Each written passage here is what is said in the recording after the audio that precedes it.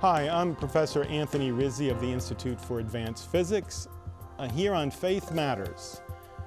I want to talk to you today about the primary end of marriage. Now, we have the debate on homosexual quote-unquote marriage and all kinds of other debates related to the difference between men and women.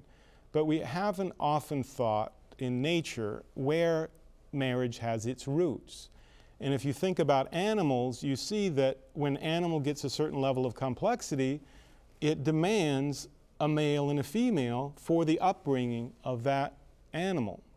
When you get to man, you get the added part, which is called the human soul, which is, what's distinctive about that is it having an intellect. We have the ability to know, and that demands more for that well-being of that child.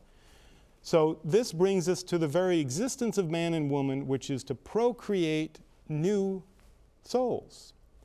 So there's a high vocation there, but this is the primary end. If you didn't have that need to procreate more, that God didn't want more men on the planet, He wouldn't need to have man and woman in marriage. But He did, and that's why the primary end of marriage is procreation. Now, oftentimes you'll hear it said as if procreation and unity were kind of super glued together.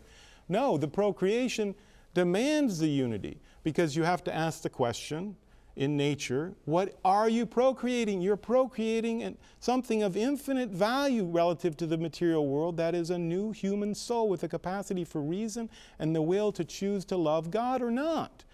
And that demands a love that is appropriate to that expression of the love, which is that child. Because after all, this is the only place where the love of two people can actually generate a third, in analogy to what happens in the Trinity.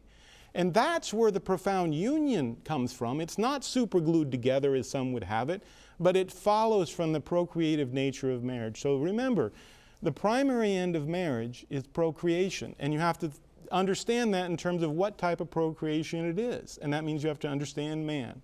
Thank you for listening. This has been another Faith Matters.